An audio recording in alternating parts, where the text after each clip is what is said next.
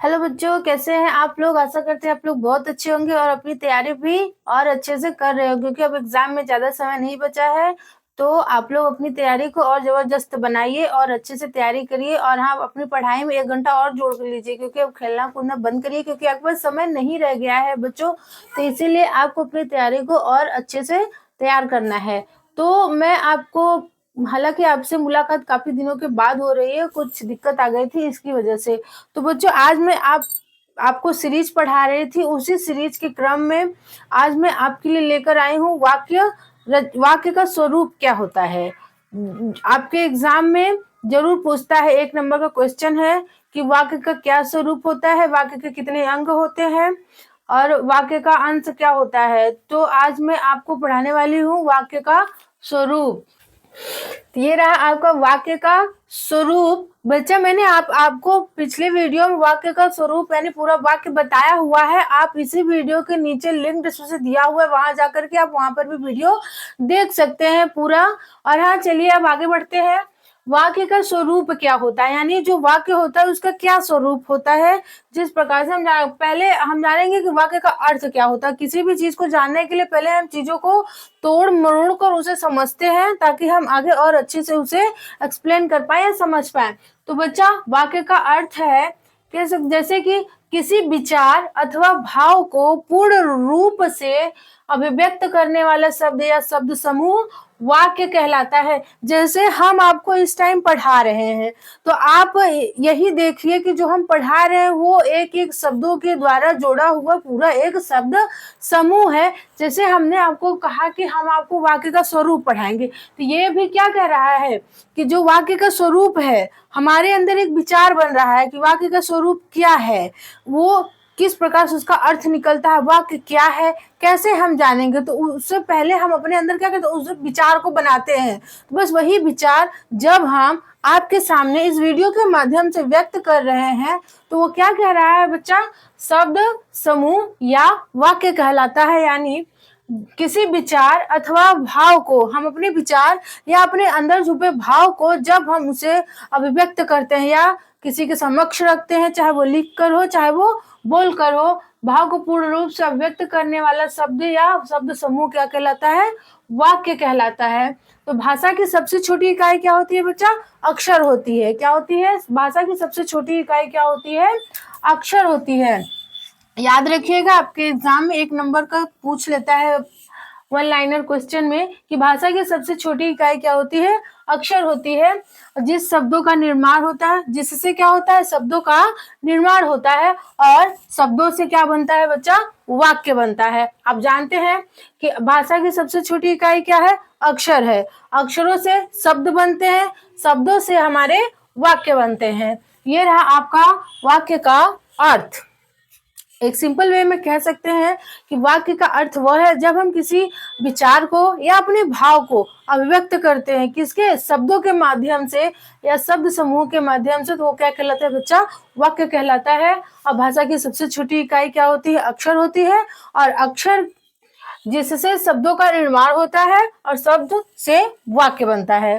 तो चलिए जानते हैं वाक्य के तत्व, यानी वाक्य के वो कौन कौन से तत्व हैं जो मिल करके एक पूरा एक सार्थक वाक्य यानी शब्द समूह बनाते हैं। वाक्य आपके 4 प्रकार के होते हैं। कितने प्रकार के होते हैं बच्चा, 4 प्रकार के होते हैं। पहला है सार्थकता। अब आप सोच रहे हैं कि सार्थकता क्या होती है, जैसे जब हम शब्दों के समूह को वाक्य बनाते हैं, तो वही चीज जो शब्द हम बोलते हैं उसकी एक सार्थकता होनी चाहिए, यानी उसका एक मोटिव होना चाहिए, उसका एक मेन अर्थ निकलना चाहिए। जैसे हम कुछ भी बोल दें तो वो क्या कहलाता है बच्चों, कोई शब्द नहीं बन पाएगा, तो आपका वही शब्द मिलकर वाक्य भी नहीं बन पाएगा। इसीलिए जब भी हम कोई चीज बोले तो वो क्या हो, एक सार्थक शब्द हो, यानी उसका कोई अर्थ निकले, तब जाके वहां आपका शब्दों की सार्थकता आती है। जिज्ञासा, जैसे जब कोई चीज पढ़ा रहे हैं या अपने भाव को व्यक्त करने के लिए इंसान के पास जिज्ञासा होनी चाहिए, तभी जाके वो एक पूरा वाक्य बना सकता है। सान्निध्यता, यानी जैसे जैसे शब्दों में सान्निध्यता यानी वो एक दूसरे से क्या होगा बेटा, जुड़ा हुआ होगा। जैसे हम ये जानते हैं कि भाषा, सा, ये क्या है, सानिध्य हो रहा है, एक दूसरे से जुटा हुआ है, तब हमें पता चला वो भाषा लिखा हुआ है। यानी भाषा की सबसे छोटी इकाई क्या होती है, अक्षर होती है। वो हो गई आपके शब्दों में सानिध्यता होनी चाहिए। पद क्रम, यानी जो हम आपको पढ़ा रहे हैं या फिर जो हम लिख रहे हैं उसमें क्या क्रम बाय क्रम आना चाहिए। जैसे हमने आपको कहा कि वाक्य का क्या अर्थ होता है, तो किसी विचार अथवा भाव को व्यक्त करने के लिए या उसे पूर्ण रूप देने के लिए हम क्या करते हैं, अभिव्यक्त करते हैं, तब जाके आपका पूरा वाक्य यानी शब्द समूह बनता है तो वाक्य कहलाता है। उसी प्रकार पद क्रम होना चाहिए, नहीं वाक्य जो हो उसे क्या शब्द का एक क्रम होना चाहिए, वो हो गया आपका पद क्रम। ये हो गया आपका वाक्य के 4 तत्व होते हैं।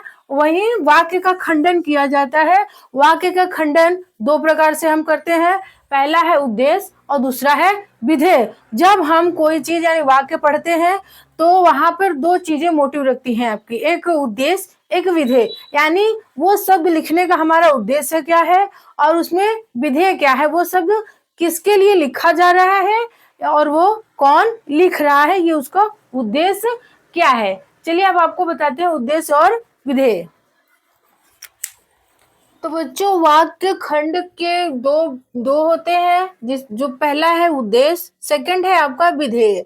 अब उद्देश्य क्या होता है, जैसे हम कोई काम करते हैं तो एक उद्देश्य से करते हैं, जो करता होता है वो उद्देश्य होता है, उद्देश्य होता है उसका। तो उद्देश्य आपका हो गया, उद्देश्य क्या है, जिसके विषय में कुछ कहा जाता है उसे उद्देश्य कहा जाता है। यानी जो पूरा वाक्य होता है जिसके विषय में कहा जाता है उसे उद्देश्य कहा जाता है। फॉर एग्जाम्पल जैसे कि राम पढ़ता है, तो बच्चा राम पढ़ता है, जो पढ़ना है वो किसके विषय में है, तो राम के विषय में। तो राम आपका क्या हो गया, यहाँ पे उद्देश्य हो गया। राम क्या हो गया बच्चा, उद्देश्य हो गया। जिसके विषय में भी बात कही जाती है वो उद्देश्य होता है। तो यहाँ किसके विषय में बात हो रही है, राम के बारे में, तो राम क्या हो गया, उद्देश्य हो गया, सीधी सी बात। और विधेय क्या होता है, वाक्य के 2 खंड होते हैं, उद्देश्य सेकंड विधेय। उद्देश्य जिसके बारे में बात कही जाती है वो आपका उद्देश्य हो गया। सेकंड है विधेय, उद्देश्य के विषय में जो बात कही जाती है उसे विधेय कहा जाता है। यानी पहली बात कि जिसके बारे में भी कुछ कहा जाता है उसे उद्देश्य कहा जाता है, और वही चीज उद्देश्य के विषय में कही गई बात को विधेय कहा जाता है। यानी यहाँ उद्देश्य कौन है, राम। अगर राम के बारे में कुछ भी कहा जाता है तो हमारा वाक्य का विधेय बन जाता है। यानी जो कर्ता होता है वो उद्देश्य होता है, कर्ता के बाद जितने भी पॉइंट होता है वो विधेय के रूप में देखा जाता है। तो आपका विधेय क्या होगा, उद्देश्य के विषय में जो बात कही जाती है उसे हम विधेय कहा जाता है। तो जैसे राम पढ़ता है, तो आपको पता है बच्चा कि जिसके बारे में बात कही जाए यानी जो कर्ता होता है वो हमारा उद्देश्य होता है वाक्य का। राम क्या है, उद्देश्य, और पढ़ता क्या है, विधेय हो गया आपका।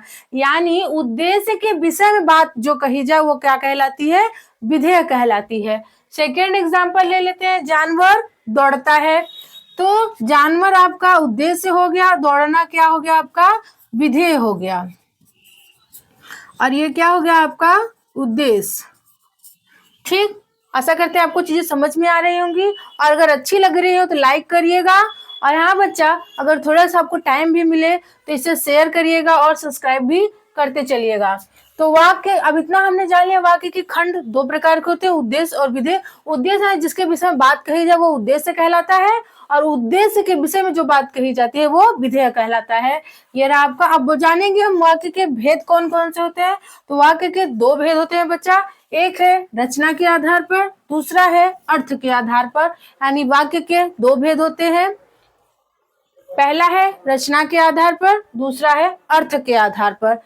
अब चलिए हम जानते हैं रचना के आधार पर वाक्य के कितने भेद होते हैं और अर्थ के आधार पर वाक्य के कितने भेद होते हैं। ये आपके एग्जाम में 1 नंबर का क्वेश्चन है, 1 लाइनर में यानी ऑब्जेक्टिव में पूछा जाता है।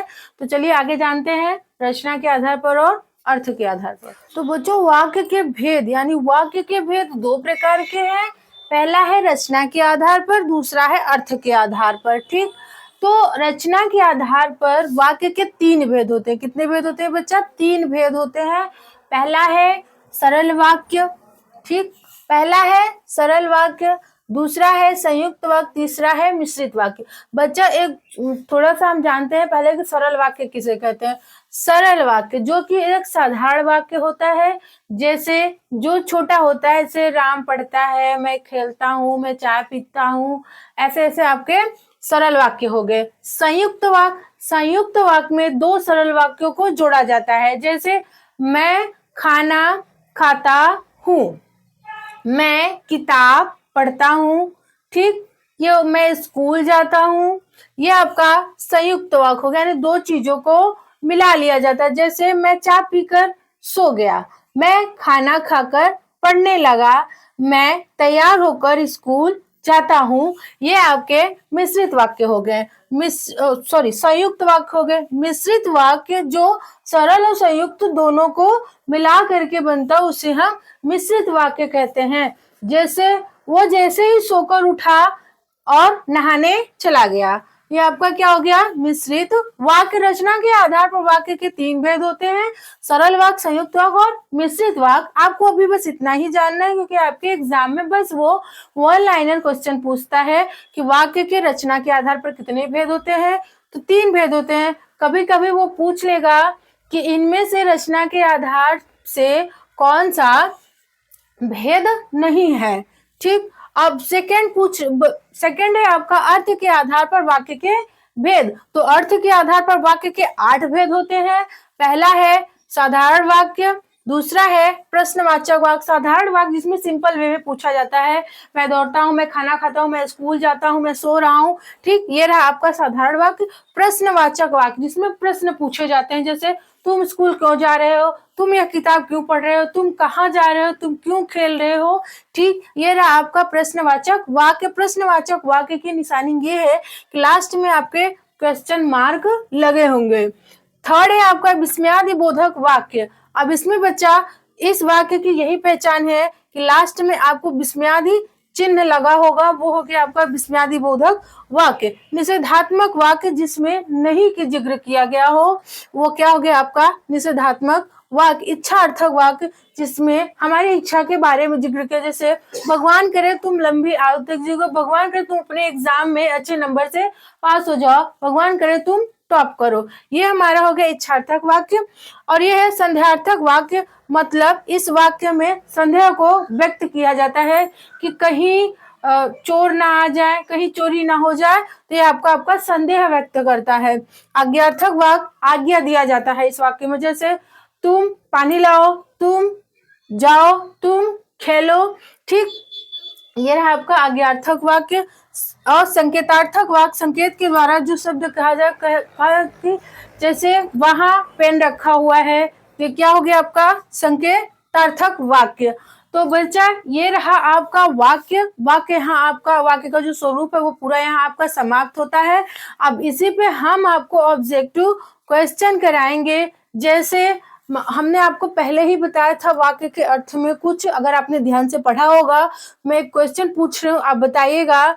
जैसे भाषा की सबसे छोटी इकाई क्या होती है, मैंने आपको पहले भी बताया है, अभी बता रही हूँ। उसके लिए आपको 4 ऑप्शन दिया जाएगा, अक्षर, शब्द, वाक्य या इनमें से कोई नहीं। तो अगर आपको पता है तो आप कमेंट में आंसर बताइएगा। और हाँ, स्क्रीन पर आपको दिख भी रहा होगा यह क्वेश्चन। तो इसी प्रकार जैसे वाक्य के कितने तत्व होते हैं, ये भी आपको ऑप्शन के द्वारा कराया जाएगा। और वाक्य के कितने अंग होते हैं, जिसके विषय में कुछ कहा जाता है उसे क्या कहते हैं, इसी प्रकार के क्वेश्चन हम आपको नेक्स्ट वीडियो में कराएंगे बच्चा। तो हाँ, आप वीडियो को लाइक करिएगा अगर अच्छा लग रहा है। अगर आपके पास टाइम हो तो प्लीज इसे सब्सक्राइब करिए और शेयर भी करिएगा, लोगों तक पहुंचाइए, ताकि हमारा वीडियो और लोगों तक पहुंच सके और वो भी अपनी तैयारी को और अच्छे से मजबूत कर सके। तो आज के लिए बस इतना ही बच्चा, नेक्स्ट वीडियो मिलते हैं ऑब्जेक्टिव क्वेश्चन के साथ। तब तक के लिए जय श्री महाकाल।